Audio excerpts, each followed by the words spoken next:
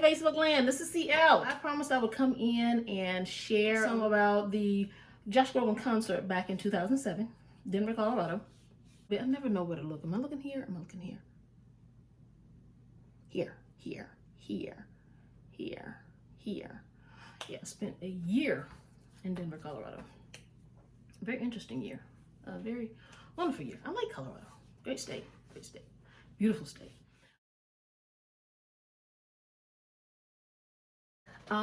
Me singing with Michael Williams and Eternal Life was a chance opportunity. That was actually my foray into that choir. I had been taking piano lessons from Michael. Voice, it's a little secret, don't tell nobody. Voice is not my primary instrument. It's not. I love to sing. And I'm one of those people, you can't stop them from singing. I love to sing. But voice is not my primary instrument. I started playing piano really young, or fairly young, and I'm a songwriter. I think that's probably between piano and songwriting is probably my biggest passions in music. I love voice, like I said, but I am not a professionally, formally trained vocalist. I'd like to be. I was taking voice lessons before COVID came along, and oh my goodness, there's a screw that has to go in. I just put my digital piano. We just put my digital piano back together today. I had to take the sound box to the doctor. But I digress. August 29th, 2007, Josh Groban. Oh my goodness. It was wonderful. It was just, it's really hard to describe it. It was really surreal. We were, under strict orders. We knew not to ask for autographs. We knew not to ask for photographs. Like I said, I'm taking music lessons from Michael, piano lessons, and he was helping me with a song. So he's like, you gonna sing? We're singing downtown, he said, at the Josh Groban concert. And I'm not gonna lie to you. I was not a huge, matter of fact, I don't think anybody in the choir at that point was, a huge Josh Groban fan.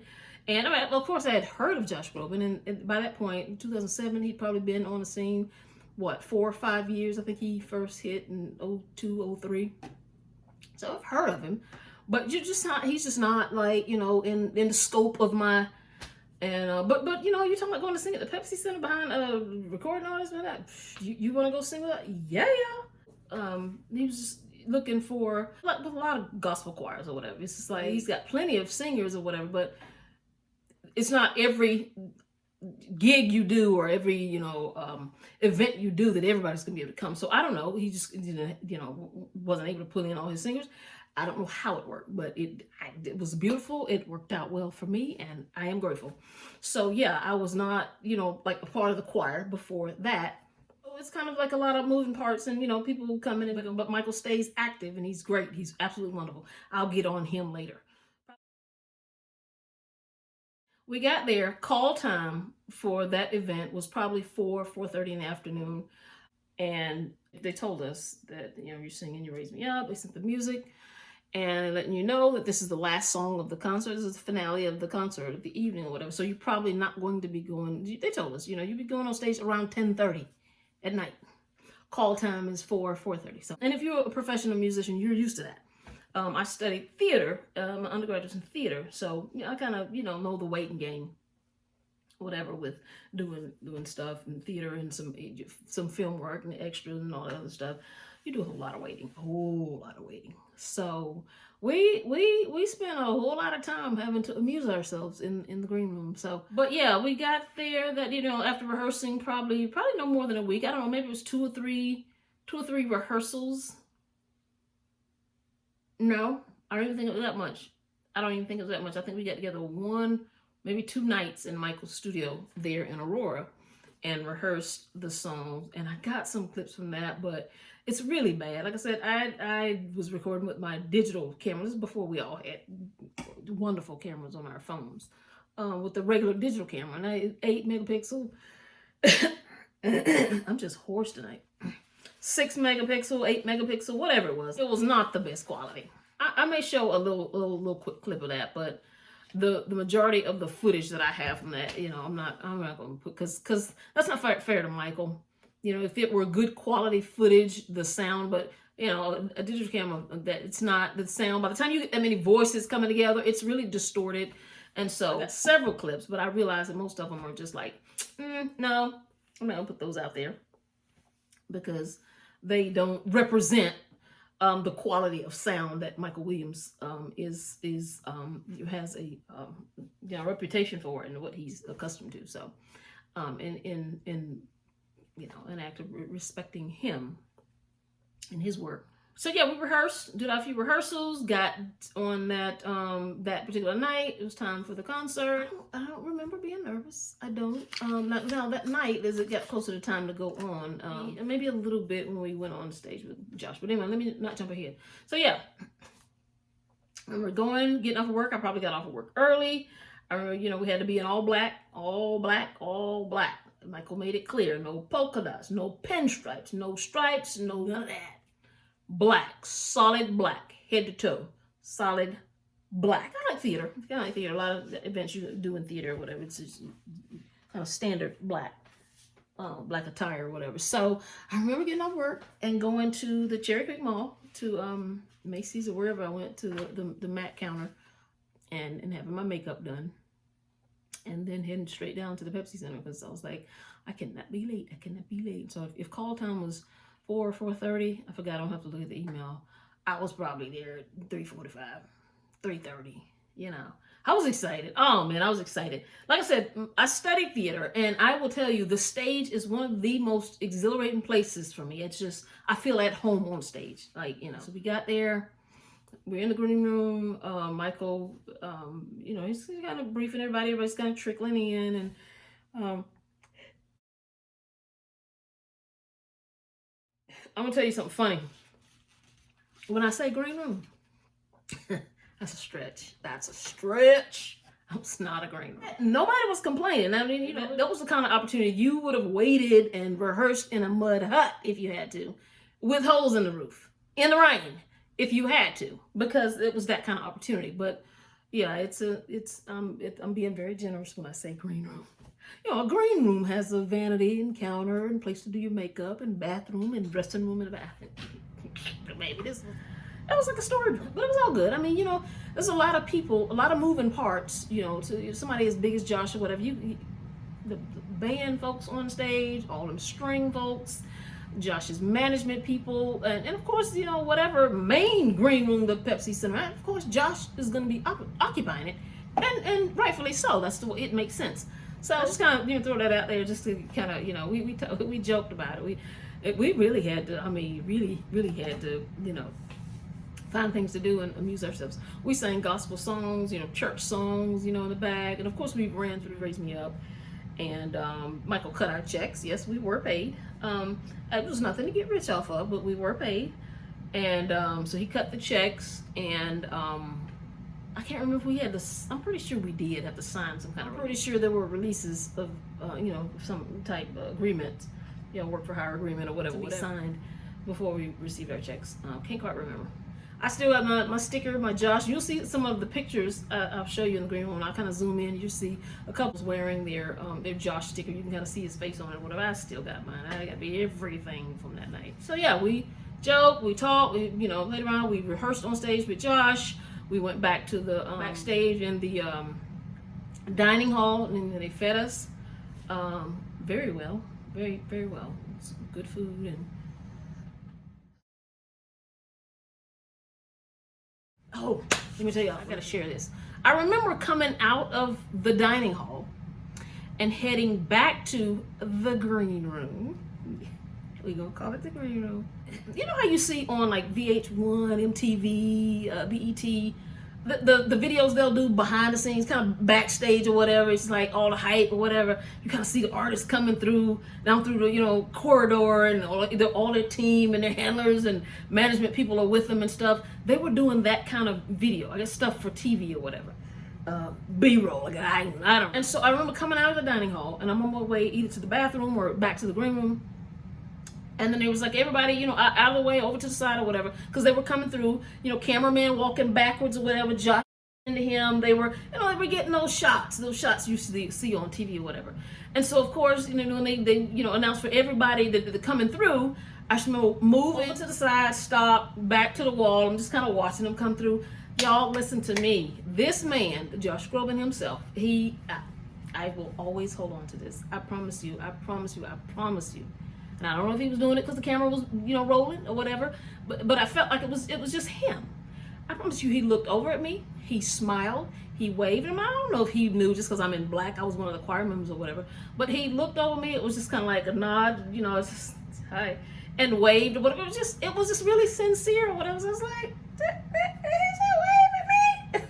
That was so sweet. He's such a sweetheart. And even when that was, I think, that had to be after we'd already been on stage with him. And, I gotta go back and talk about being on stage, when we rehearsed. It was one change made. But yeah, I just thought it was so sweet. And so, he just seemed so humble, so, just so unassuming. Like, hey, I'm here to work, you're here to work. How you doing? It's a great night. And hey, we about to have some fun. He just didn't come off like, I'm up here and you're down there. It was just like, how you do? That's the ultimate respect. I was like, oh, my heart just melted. And, of course, you all get inside. You can't really, you can't do nothing with it or whatever. Just stay calm. Just stay calm or whatever. And of course, nobody tripped that night. We were all calm and just, having fun or whatever. I like I said, I really don't think, a whole lot of people, and I could be wrong, but I just really don't think a whole lot of people understood the magnitude. I dare say, just probably was not a one of us in that choir who had Josh Groban on our playlist before that night. I could be wrong, but I don't. You better believe he's on my playlist now. I got certain songs, and I'll get to that in a minute. Do my favorite Josh Groban song. But yeah, he was so sweet. Backstage, and he did that whole wave thing. I was like, oh, I thought about it for months later. I still think about it sometimes now. Like, I'll be analyzing it. You know what I'm saying? I was like, okay, actors.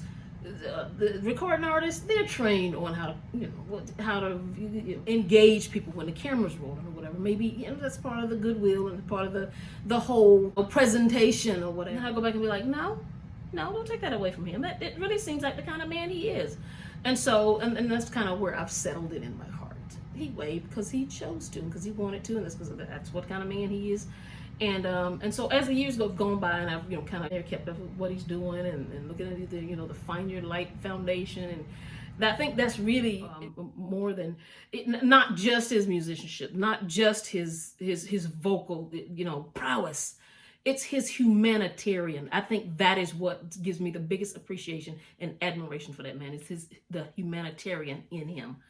I adore any artist that's just really put themselves out there like that, and sharing of themselves and of their gifts and of their success with the rest of the world and with people less fortunate. I'll be rambling or whatever.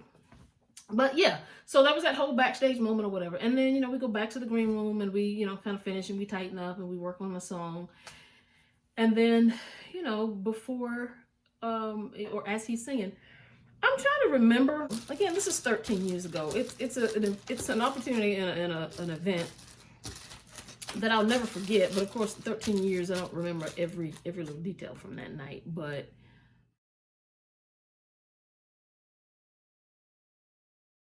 I'm trying to remember at what point we went on.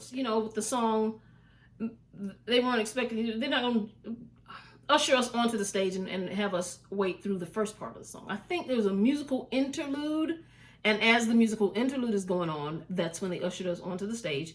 We were on risers. I'm really hesitant to show. There's a girl that has a video out there, and I've really been hesitant to include that because I don't want to disrespect Josh, his management, whatever, because it's a bootleg video. Somebody's in the audience. I don't know. I didn't see the video until 8-10 years after. I just happened to be, combing around online.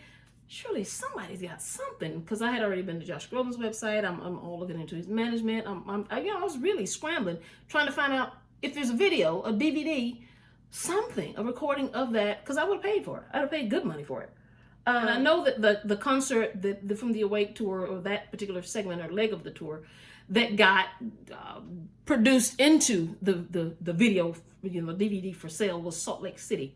If my research serves me correctly, I do believe Salt Lake City was the concert that they actually sold, mass produced and sold as the live Josh Groban Awake tour. Of course, they're not gonna produce every concert, but I wanted to get my hands on Denver, Colorado on August 29th, 2007. Couldn't find it. So it wasn't until, I don't know, it had to be good, like I said, 8-10 years after the concert that I went online out of curiosity. I'm still looking, trying to get my hands on it.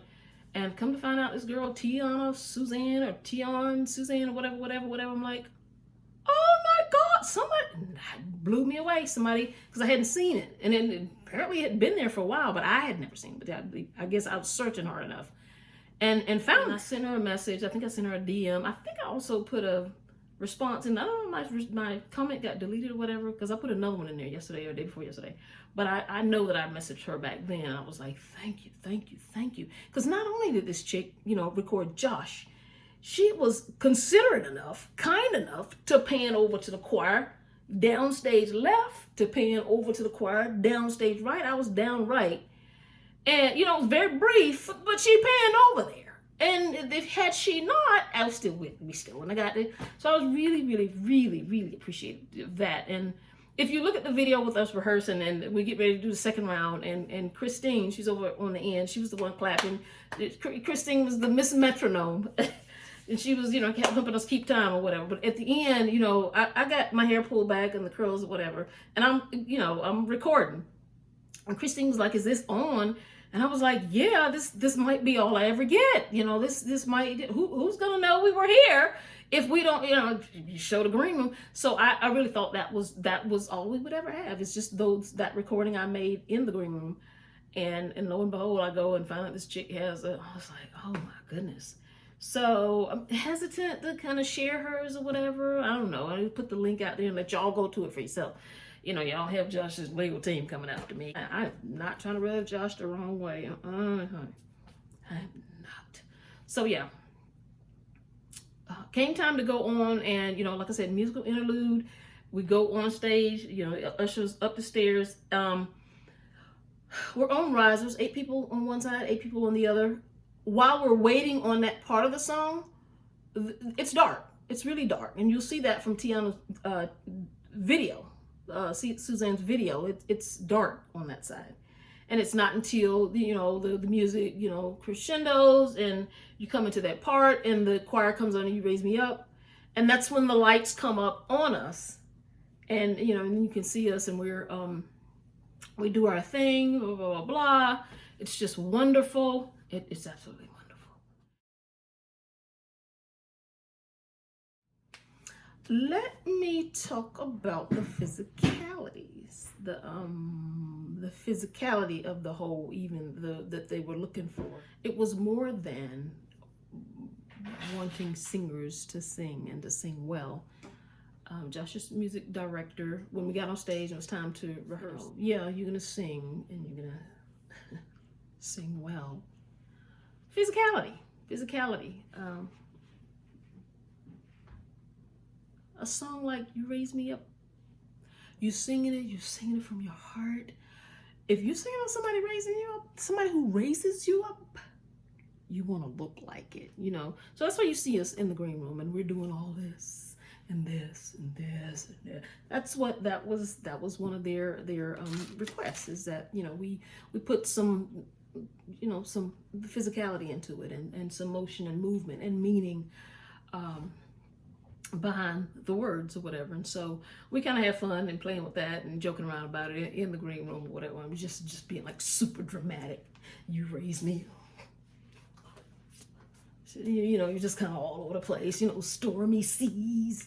You see me do that in the rehearsal or whatever. You're just trying to kind of give motion and meaning big to the words or whatever. So that was fun.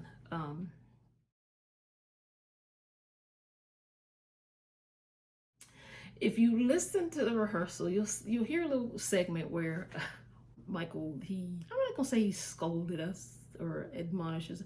He's giving us some stern instructions, some really stern instructions. And one thing I'll say about him, he's just phenomenal musician, choir leader, director. He's a songwriter, and he's recorded 2 or 3 albums himself, with Eternal Life and his solo albums. But the man don't play. Honey, he don't play.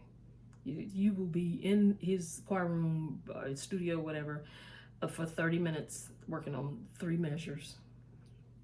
He's got to hear You know, the pronunciation, you got to be pronouncing, you know, right. I mean, he's like hammering you with the pronunciation, you know, enunciate, you know, getting the notes right or whatever. So yeah, he'll be one of those choir directors is just not just like, okay, it's good like it is, let's move on. Not this man, not this man. Like I said, you'll be 30 minutes going through the 3-4 measures or whatever until you get that part right. Till you get that part right. If alto got to sit there for 15 minutes while tenors get it right, just penchant for excellence, penchant, and I so appreciate that about him. So I learned a lot working with him, and we're still in touch, even though, you know, he's in Colorado still, and I'm in Georgia. We're still in touch, and I try to keep up with what he's doing. But yeah, if you're in Colorado and you need music, or you need somebody, you know somebody who needs musician, a studio session, blah blah blah blah, look up Michael Williams. He's Dr. Michael Williams now. He's since gotten his doctorate. So he's just great leader. But anyway, you hear him in the video, and he's talking to us, and I said I'm gonna have to go and transcribe it and let you know what he's saying. But he's basically telling us, you know, that you know, how to comport ourselves. And not to say that we would have, you know, misbehaved or not been, you know, in line if he hadn't done that, but he was very serious about that and did not mince words. He did not hesitate to let us know very sternly what his expectations were. You know, this is a big stage. It's a big stage. This is a big artist. You know, and you're gonna go and you do your job and do it well, and you're gonna be no, you know. Not with Michael. It's just like, you know, you hear him saying, you know, there's not to be any talking on the stage, no giggling, no, you know, you hear him, you listen to the video. He's like, you know, none of that. Like somebody's daddy. I don't know what he is somebody's daddy. He's got kids, but he was funny. And he was like, you stand there, you smile, you be a model, whatever. You don't talk until you get down the stairs, back off the stage, all the way out of the, you know, backstage, back in the, you know, I don't want to hear nothing, you know. I don't want to hear. You know, we pulled it off without a hitch, and everybody was, you know, cool. So, all right. So the rehearsal on stage, I can't remember how long it was after we got there. We in the green room, kind of getting ourselves together. But I think this happened probably early on, before dinner, before we even rehearsed back in the green room. I think we went on stage to work with his music director. I remember working with the music director first, and then at some point Josh came on the stage, and we got a chance to meet him. He greeted us. He was very, kind of struck me as a little bit shy, but he was very warm, very humble, you know, just had a real warm spirit about him. He just did, you know, just kind of, you could kind of tell he was just, you know, he was raised well. You could tell his mommy and his daddy raised him well.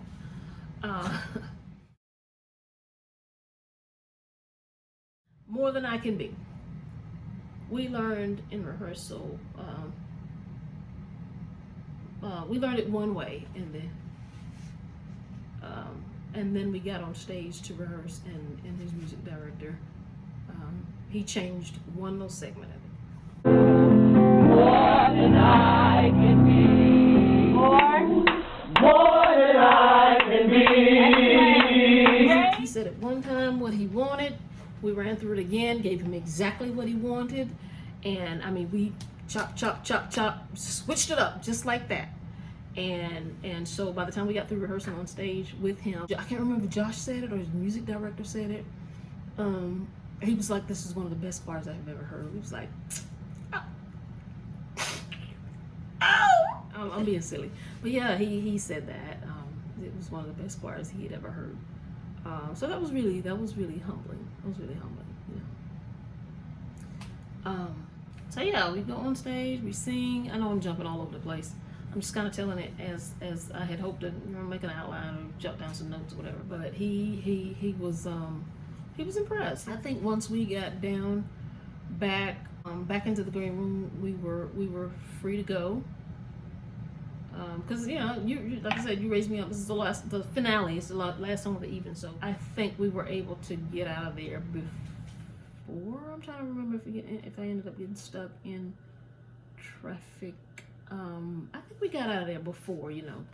The close of the concert and everybody started leaving or whatever. But a lot of fun, a lot of fun. Just very, very humbling experience.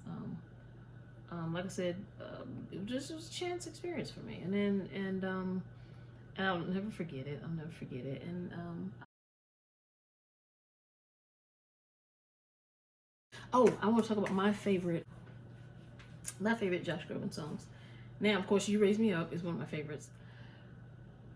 Granted, oh my goodness, Granted is such a powerful song. "You Are Loved," Never Give Up. Oh my goodness, that one. I'll tell you one I've had on repeat here lately. I just been playing it. You know how you riding down the road, you don't play the song for the 52nd and a half time. That's me in Symphony. Oh, I got an acoustic guitar over there collecting dust. So yeah, I'm just waiting to find somebody to teach me the chords to Symphony. Love that song. Love it. And I've actually been playing around with it vocally. Just trying to, garage band. I'll go into some of the singing apps or whatever and record several tracks of me doing alto, tenor, soprano, whatever with the Symphony. Yeah. That song is, that song was just, he's got so many great songs though. I mean, so many. I'm trying to think what else would I say about that night singing behind him. It was just great. It was just great. Everybody got along. We did our thing. Like I said, we sang in the back and talked and just kind of hung out and just kind of chit chatted and yeah, Josh. I love this thing that he's doing now. This whole audience interaction thing. I guess he's been doing it for a while or whatever. But that's just so Josh. That just taking time to interact with his audience. Well before COVID and this coronavirus and quarantine and everything. But his actual concerts. And, you're watching the YouTube videos or whatever where he's oh my goodness, is that a mosquito? It is a mosquito. Not anymore. It's not. Bam. Gotta go. All right, I'm gonna wash my hands. So yeah, when he's letting people ask questions and letting people come up and sing with him, that is so. He just is. And so I just think that's so noble of him. That's just kind of what I wanted to share about singing behind Josh. It just like I said, just a very humbling experience. It was once in a lifetime opportunity, and I'm just really it was a high honor, just an unspeakable honor to get to sing behind somebody as revered and successful, and yeah he's just one of I've got a handful of artists that in my mind they're just class all by themselves, and Josh Groban is kind of like top of the list. He and Gregory Porter. I don't know if y'all are into the music of Gregory Porter. That's another one. Class all by himself. Me and Gregory Porter, we could get along. I could just he wears the balaclava on his head. He didn't really explain it a whole lot or whatever, but it's just something going on with his face. But he wears his balaclava to all his concerts. He always has it on or whatever. But oh my goodness. Listen, folks, if I had a dream concert, Make-A-Wish concert, I'd love to hear Gregory Porter and Josh Groban on stage together. I think they're both just absolutely phenomenal vocalists. And both of those are just in class all by themselves. I don't know. Some things are just chance opportunities, and that's what it was for me. But oh my goodness, I so appreciated it, and it just did wonders for me in terms of being inspired musically and just in general. So that's my little story. I just wanted to share that, and yeah, thanks for watching. Ciao. You raise me.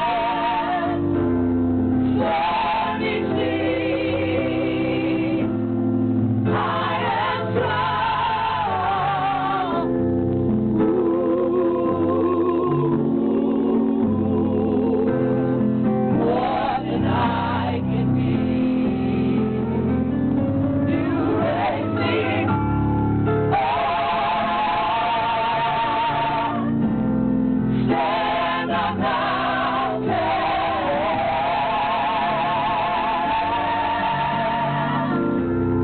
stormy seas. I am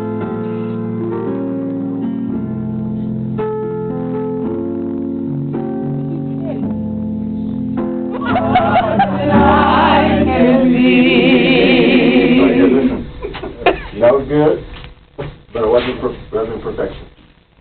All right, it wasn't our best. All right, now relax, right? You raise me up, stand on mountains,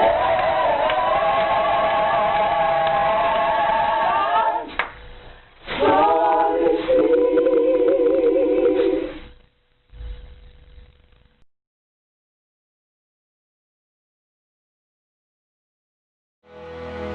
You raise me up so I can stand